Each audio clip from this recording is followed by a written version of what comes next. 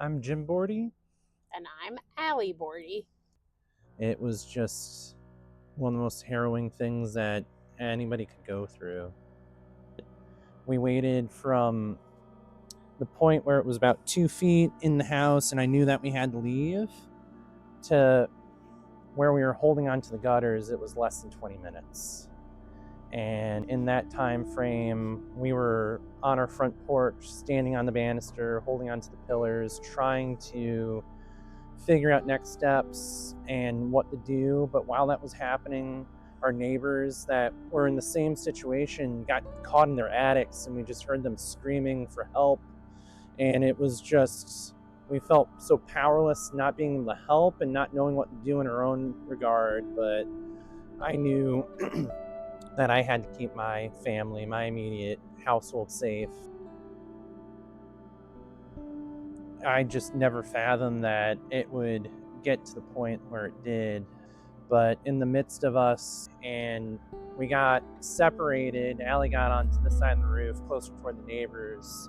I had to grab the dog from our roof to the neighbor's roof and kind of use one of those floating blocks to get her there. And it never would have imagined that. And we also didn't realize that it would be like a full-time job to lose all your possessions and lose your house. Like, everything takes so long, everything's exhausting and overwhelming, high and low emotions every day that we kind of have to go through.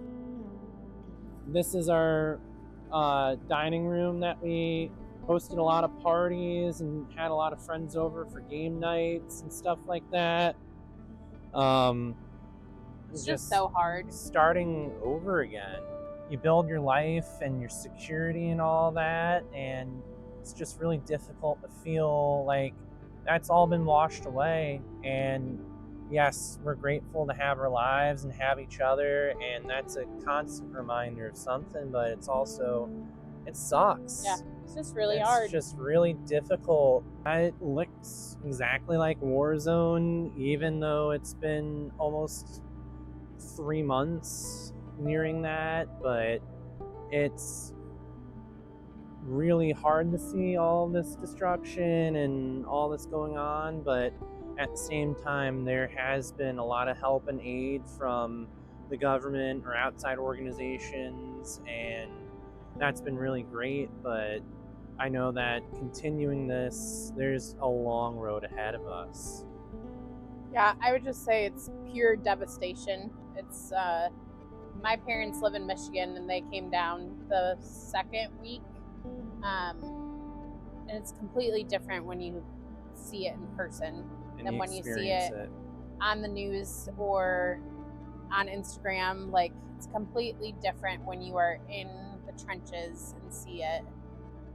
Keep on saying two things can be true at the same time. Like, yes, there can be true devastation, but there's also this joy that has come from community and people gathering in Swannanoa to make it, the beautiful place that it was before. You know, if it wasn't for this street and the resources that we've been able to pool, I don't think we would have been able to come along so far. Yeah. And Tiska and Carla organizing the street and helping us create this nonprofit so that we can get more funds for everybody in our neighborhood, all 25 or 24 houses that were affected in all this.